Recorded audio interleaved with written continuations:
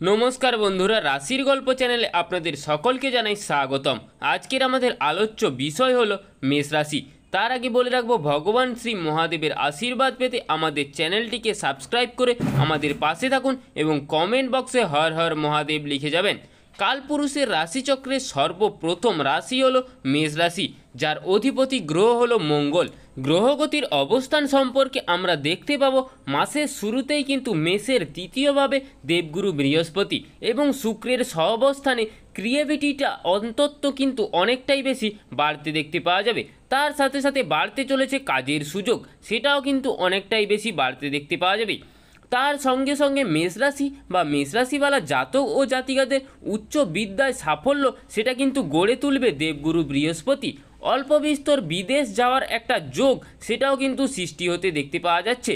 আপনারা বাড়ি বিক্রি করতে চাইছেন, তাদের ক্ষেত্রে কিছু নতুন সুযোগ সেটাও কিন্তু আসতে চলেছে।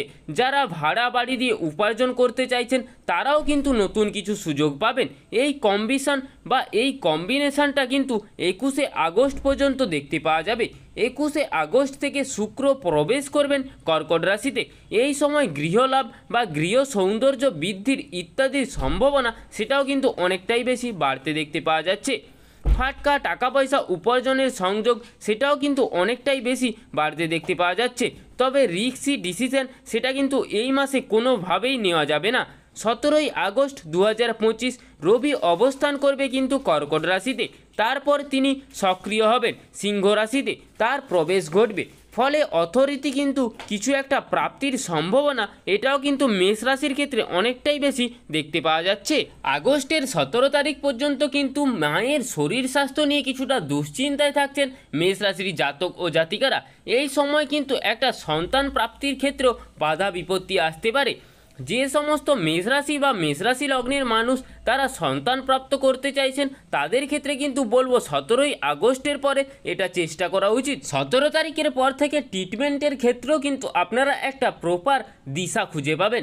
মাসের প্রথমেই কর্কট রাশিতে বুধের বক্র অবস্থা এবং 11ই আগস্ট বুধ মার্গী হচ্ছেন।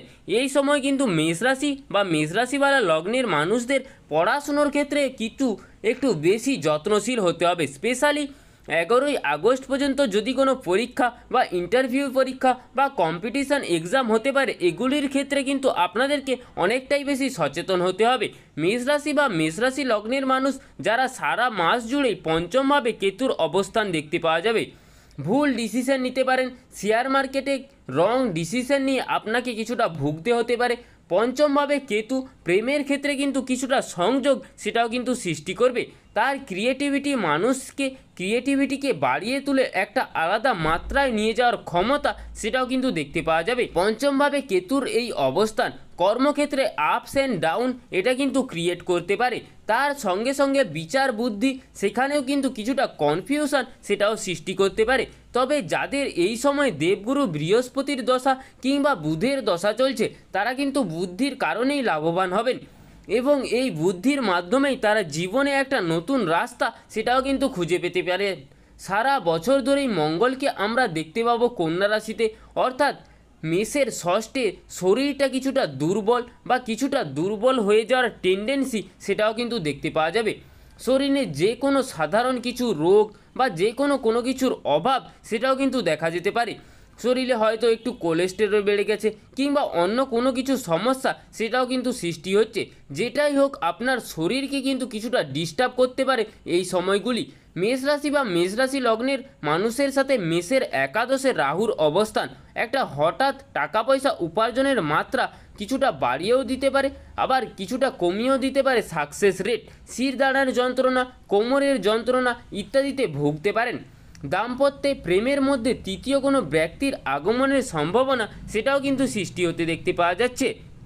মেষকে কিন্তু এই সময় কিছুটা সচেতন থাকতে হচ্ছে। এই সময় বিয়ের কথাবার্তা ফাইনালাইজেশন হওয়ার একটা সম্ভাবনা সেটাও কিন্তু তৈরি হতে দেখতে পাওয়া যাচ্ছে। দ্বাদশভাবে বক্রী শনিদেবের অবস্থানে আগস্ট মাসে খরচ সেটাও কিন্তু অনেকটাই বাড়তে পারে মেষরাশি বা মেষরাশি লগ্নের মানুষদের ক্ষেত্রে। মেষরাশি বা মেষরাশি লগ্নের মানুষদের এই সময় শরীর স্বাস্থ্য মাঝারি, কিছুটা ইনফেকশন বা কোনো কিছু পেটের সমস্যা ইত্যাদি উল্টোপাল্টা খাদ্য গ্রহণ আপনাকে কিন্তু বেশ কিছুটা বিপাকে ফেলতে পারে। হাতে টাকা পয়সা আসলেও সেটা কিন্তু দ্রুত খরচ করবার চেষ্টা, এটা কিন্তু মেষের ক্ষেত্রে অনেকটাই বেশি বাড়তে দেখতে পাওয়া যাবে। হঠকারী সিদ্ধান্ত, সেটাকে কিন্তু আপনাদেরকে অবশ্যই অ্যাভয়েড করে চলতে হবে এবং নিজেকে কিছুটা কন্ট্রোল রাখা, নিজেকে কিছুটা নিয়ন্ত্রণ রাখা, এটা কিন্তু মেষের ক্ষেত্রে অবশ্যই করতে হবে। উত্তরাধিকারী ক্ষেত্রে সম্পত্তি প্রাপ্তির ক্ষেত্রে কিছুটা বাধা বিপত্তি, সেটাও কিন্তু আসতে দেখতে পাওয়া যাচ্ছে। সেখান থেকে শত্রুজাতক মুভমেন্ট আপনার শরীরকে আরও একটু আঘাত করে ফেলতে পারে। খেয়াল রাখতে হবে বাইরের জিনিসপত্র খাওয়া দাওয়ার আগে, বন্ধু বান্ধবের কাছ থেকে কিছু গ্রহণ করবার আগে একটু সাবধানতা, ওটা কিন্তু অবশ্যই অবলম্বন করতে হবে মেষ রাশি বা মেষ রাশি লগ্নের জাতক ও জাতিকাদের ক্ষেত্রে। কনফিউশন লেভেল, সেটা কিন্তু মেষের ক্ষেত্রে অনেকটাই বেশি বাড়তে চলেছে। সমস্ত রকম বাধা বিপত্তি আপনারা অবশ্যই অতিক্রম করতে পারবেন, এই রকম মেন্টালিটি কিন্তু মেষের ক্ষেত্রে অনেকটাই বেশি কাজ করতে দেখতে পাওয়া যাবে। অ্যাক্টিভিটি লেভেল, সেটাও কিন্তু মেষের ক্ষেত্রে অনেকটাই বেশি বাড়তে চলেছে। কখনো কখনো একটু ইমোশনাল হয়ে যেতে পারেন মেষ রাশি বা মেষ রাশিওয়ালা লগ্নের জাতক ও জাতিকারা। পড়াশুনোর ক্ষেত্রটি আপনাদের ক্ষেত্রে খুবই ভালো, এই বিষয়ে কোনো তো সংশয় থাকছেই না। উচ্চ বিদ্যার ক্ষেত্রে ভালো রকম উন্নতি, সেটাও কিন্তু করতে পারছেন মেষ রাশি বা মেষ রাশি লগ্নের মানুষজন। নিজের পছন্দের ক্ষেত্রটিতেই সংযুক্ত হওয়া, নিজের পছন্দশীল ইনস্টিটিউট বা নিজের পছন্দের সম্ভাবনায় সব কিছু পাওয়ার একটা সম্ভাবনা, সেটাও কিন্তু দেখতে পাওয়া যাচ্ছে। মেষ রাশি বা মেষ রাশি লগ্নের মানুষগুলির ক্ষেত্রে রিলেশনগুলির ক্ষেত্রে কিন্তু একটু অ্যাটাচমেন্ট সৃষ্টির অভাব, সেটাও কিন্তু দেখা দিতে পারে। উগ্র বাক্য বা রূঢ় বাক্য ইত্যাদি কিন্তু আপনাকে আরও কিছুটা সমস্যায় ফেলতে পারেন। পড়াশুনোর ক্ষেত্রে স্ট্রিট ডিসিশন, সেটা কিন্তু মেষকে অবশ্যই নিতে হবে। পড়াশুনোর ক্ষেত্রে একটু কঠিন হয়ে উঠবেন, এই বিষয়টি আপনাদেরকে নিশ্চিত অবশ্যই করতে হবে। পরিশ্রম আপনাদেরকে অবশ্যই সাফল্য এনে দেবেন। যারা টেকনিক্যাল ফিল্ডে রয়েছে, স্পেশালি কম্পিউটার অ্যাপ্লিকেশান, আইআইটি ইত্যাদি নিয়ে পড়াশুনো করছেন, তাদের ক্ষেত্রে কিন্তু উন্নতির মাত্রা, সেটাও কিন্তু অনেকটাই বেশি দেখতে পাওয়া যাচ্ছে। আপনাদের ক্ষেত্রে জীবনে কিন্তু একটা ভালো রকম ডেভেলপমেন্ট আসছে, এই বিষয়ে কিন্তু অবশ্যই নিশ্চিত থাকা যায়। এই সময় চাকরি পাওয়ার সম্ভাবনা, সেটাও কিন্তু মাঝারি থাকছে। বন্ধু এবং শত্রু, এদেরকে শনাক্ত করবার চেষ্টা, এটা কিন্তু আপনাদেরকে অবশ্যই করতে হবে। গোপন শত্রুতা, সেটা কিন্তু অবশ্যই থাকবে। গোপনে আপনাকে ডিস্টার্ব করার প্রবণতা কর্মক্ষেত্রে অবশ্যই অনেকটাই বেশি দেখতে পাওয়া যাবে। আপনি ফিল করতে পারবেন যেন আপনার বিরুদ্ধে একটা দল তৈরি করছে এবং একটা গ্রুপ আপনার বিরুদ্ধে কাজ করতে চাইছে, এই বিষয়ে একটা ফিলিংস কিন্তু আপনার উপরে আসবে।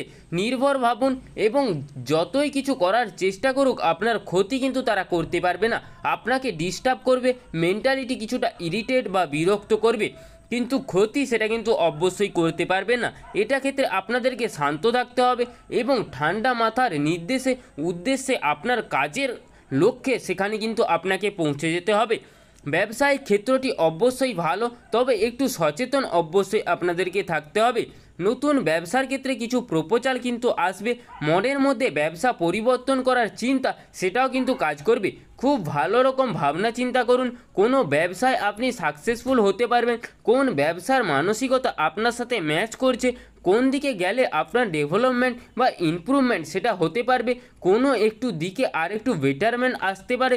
এই সমস্ত বিষয় নিয়ে আগে চিন্তাভাবনা করে ভীষণভাবে এগুলোকে চিন্তাভাবনা করুন কোনটি আপনার ক্ষেত্রে পারফেক্ট, তবেই এই কাজটি শুরু করুন। কাঠের ব্যবসা বা লৌহ সংক্রান্ত ব্যবসা বা কিছু ভারী ব্যবসা, এখানে কিন্তু নতুন ইনভেস্টমেন্ট কোনো রকমভাবেই করা যাবে না। বড় রেস্টুরেন্ট যারা চালাচ্ছেন, তাদের ক্ষেত্রে ইনভেস্টমেন্টের উপরে একটু কন্ট্রোল অবশ্যই রাখতে হবে। নতুন কর্মচারী নেওয়ার ক্ষেত্রে একটু সাবধানতা অবশ্যই অবলম্বন করা উচিত। কর্মচারীদের ক্ষেত্রে সম্পর্কটি কেমন থাকছে, তাদের ক্ষেত্রে ব্যবসাটি কেমন যাচ্ছে, তাদের উপরে আপনারা নির্ভরশীল হয়ে পড়ছেন কিনা, সেগুলো কিন্তু আপনাদেরকে অবশ্যই দেখতে হবে। যাদের উপরে নির্ভর করছেন কিন্তু পার্টনার, তারাও কিন্তু আপনাকে অল্প বিস্তর ডিস্টার্ব করছে, এই রকম ফিলিংস কিন্তু আপনার ক্ষেত্রে কাজ করতে পারে।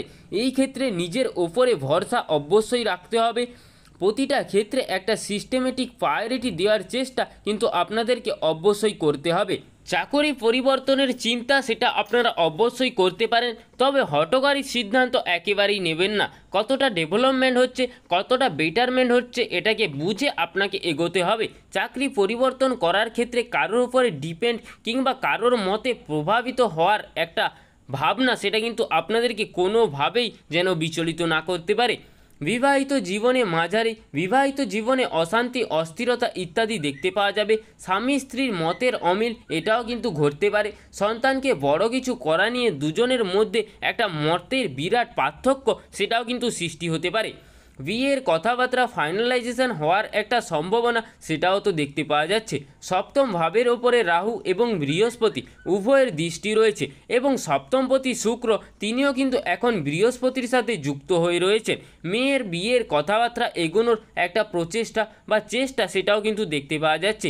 স্বামী স্ত্রীর সম্পর্কের মধ্যে অল্প বিস্তর শান্তি সেটাও কিন্তু ফিরে আসার একটা সম্ভাবনা বাড়তে দেখতে পাওয়া যাচ্ছে।